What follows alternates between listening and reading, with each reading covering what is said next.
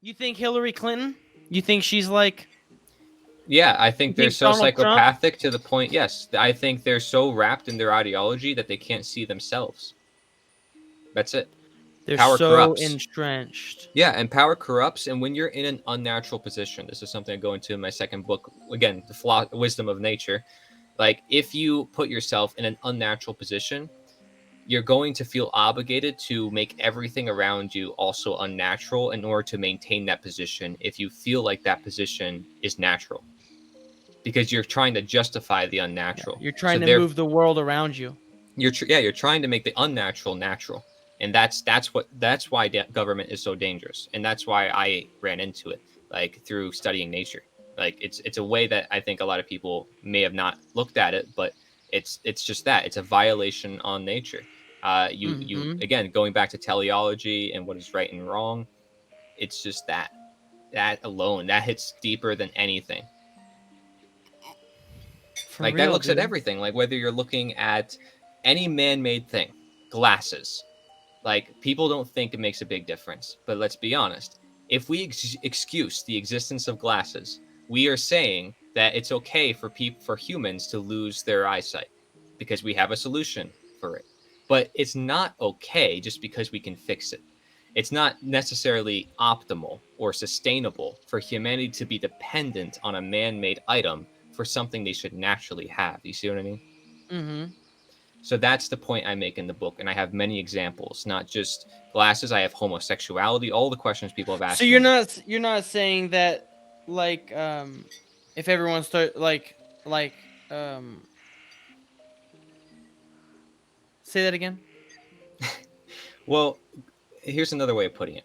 Glasses assist the natural natures of the body. So therefore, they're not violating nature, but Oh, I they see. Okay, still right. are man-made. They're still unnatural. They're not Yes. 100% natural Yeah. because man created it. It's not Yeah. something you find in nature. So, Yeah. and the way you can tell. It's not violating natural law by using glasses. Yes. Now there's a Like, way. There's a way to tell what is natural, and I have it in my book, and not a lot of people talk about this. It's what has existed longer. It's honestly that. Whatever has existed forever is what is the most natural. Like, everything is natural, but can become unnatural, or everything is natural and can be used unnaturally. You understand? So, like, I can use so this spoon to hit somebody in the head. So okay, instead so of I it was just fulfilling its purpose of it being used as a spoon, because that's what it was created for, and is what that I natural or unnatural that you're using a spoon? it's natural to my purpose that I want to use the spoon to hurt somebody. It Well, might let's not just be the say you're most eating with natural way it. to do it.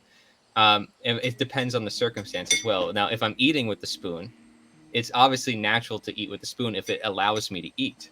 Like, if it fulfills the purpose, then obviously it's working well. Right. But if there's a better way to eat, But if then it's if it's a man-made spoon and yeah, it's not your hands. well, there's going to be some problems with it because it's man-made.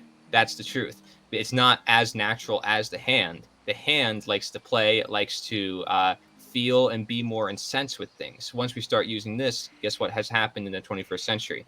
We get obsessed with sterilization, with buying more material things, with consumerism, with having to mine for materials, for having to mold things into different materials, to have to say, I need more of it. I need special designs Yeah. of it. I need identity. I need a better version of a spoon. Like, and soon you're just never content. And, But what if whole you just don't want to scoop soup with the palm of your hand?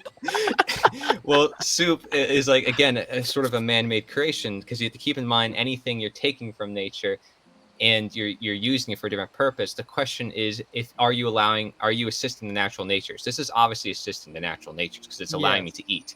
If I'm Yeah. making soup, it's assisting the natural natures if it allows me to eat. Not that it's actually the healthiest way to eat or that it's the healthiest way to prepare food. You understand? It's not the Mhm. naturalist way to do it, Okay, but right. it can be done to assist the natural. Just because Yeah. certain things can be assisted naturally does not also, however, justify something naturally existing, because something can naturally occur. It doesn't mean it's natural to exist. Okay. Yeah, cuz it's natural to want to use a fucking stool. It's not natural to like want to have stools for legs. I don't know. if that No, I if that guess no, no, you're if right. that makes sense. That, but looking at different circumstances, yes, like if you're looking at the body and the legs, like you're saying the legs are supposed to be there, right? That the purpose of the body is to Yeah, have legs. Then yeah, obviously it's natural for the body to have legs, and everybody has always had legs. So why is it now all of a sudden that people are not having legs? There's got to be something going on wrong that's messing with the nature of things, messing with the yeah, nature of the body. And so you'd have to look at it deeper. And then if you're saying, well, we made stools, why did we make stools for sitting? It assists the human yeah, nature. It doesn't replace any human function. It doesn't yeah. replace any natures. And it's It not only, inhibiting the yes, nature. it's not either, it's not replacing nature and it's not violating nature. If you see that Yeah, every chapter I go through in that book, I talk about how the opposite, the unnatural, is always the opposite of what is natural. It's always the yeah, ignorance of what is natural, ultimately. Like just yeah, the violation, like you said, or the ignorance thereof. So and people, by being ignorant is ultimately their ignorance is leading to their own demise. So, like, if you don't understand that something is poisonous and you eat it, that's at your own demise. That's not nature's fault for your ignorance. But people would like to say that, oh, well, nature is not always good because something in nature can be bad. They're putting the blame on nature. They're not yeah, saying that humans have to be responsible in part for what nature exists. So they, as human beings, have to abide to nature. Nature doesn't have to abide to humans. It's and been here longer it's than not us. good or bad. It's just nature. It just is. So it's like Yes. we're making it seem good or bad. Yes. Because we It's like have reason, we have conscience. We're yeah, human beings. We're adding the humanity to to nature, yeah, to the equation. And so we have to keep that in mind every time we do something. And that's why nature is deeper than morality or natural law or anything, yeah, because it just strikes at the root. But it's such a deep philosophy that a lot of people may not, want to look at it. But I kind of simplify it down in the book, and you start to get a general sense because that's what happens is like if you know what food is poisonous for you and what food is not, that's common sense. If you know what is right versus wrong, it starts to be common sense. Why is it common sense? Well, think about it, break it down. Common sense. Like we have senses naturally, and if yeah, it's common, it means that we all share that sense. Well, yeah, when we say we all have a conscience, we're saying that we're all sharing something. If we share the same world and the same reactions and the same effects and the same material things, it shouldn't be hard for us to form common sense. But if we're in a world of consumerism and materialism and things are constantly being created and people feel like they constantly need more and they're never content and never living with themselves or really thinking about themselves and always worried about other people or just themselves, they get wrapped in so many illusions that they start to lose a sense of reality or common yeah, sense. So that's what's happened in today's world is we've bombarded ourselves too much, and that's why toward the end of the book I have a chapter called natural simplicity, which goes into the need for simplicity and the need to be present, because when you're more present or you allow a more minimalist type of living in your life, you're able to be more conscious or aware of what is going on in your life because less is going on. You yeah, brought less into your responsibilities because you gave yourself less responsibilities. You're not obligated to necessarily keep up on those responsibilities. yes. So you're actually making your life Wow. easier by buying less or by Yeah. doing less. And that's why the Tao Te Ching is a successful philosophy about doing nothing and achieving everything. Osho tells a story about the old father and he's dying and he's talking to his son and he says his son asks him, "Dad, what's the wisdom that you can leave behind for me?" And the dad goes, he has two things. Um uh and he says essentially always the first one is oh, in a roundabout way, I'm paraphrasing, always keep your word, always keep your promise, always do what you say you should be, do what you say you're going to do. And then the second piece of wisdom is don't say you're going to do anything. And it's kind of funny because it's so powerful. Like it's funny because it's true. It's like you said, keep it so minimal. Like do what you're gonna say, But don't just say you're going to be doing a bunch of stuff. The more you can limit what you're going to be doing, the more power you have, to keep your word, essentially. Like and Osho puts it a different way. I should probably find it. You're probably tired though, but it's just a powerful it's,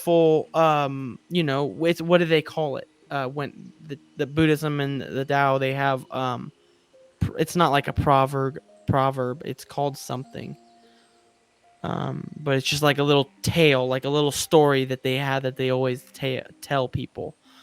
um but it's essentially, always, gosh, I wish I could remember the exact words that we use, but it's literally just that. It's just, stay true to your responsibilities, but don't go and be responsible for everything, Yeah. like keep your responsibilities limited. But also people get to that point through purpose. Again, bringing back the uh, idea of purpose. Like if they have a greater purpose in their life, they're not going to want those material things, or they're gonna be okay with less instead of more. And the man-made stuff starts to be less important to them. The more they develop a spiritual practice, the more they connect to nature, the more they connect with other human beings, which are part of nature.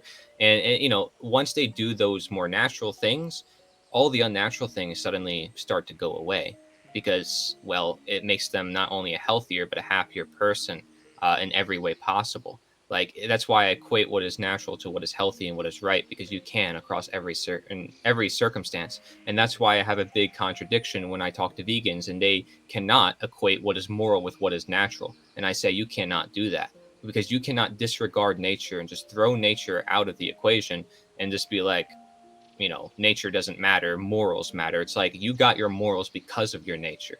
If it wasn't mhm, for your growth in your brain structure, in your nature, or recognizing the natural functions present at all, you would not have morality, and especially natural law, looking at all the teachers of the past.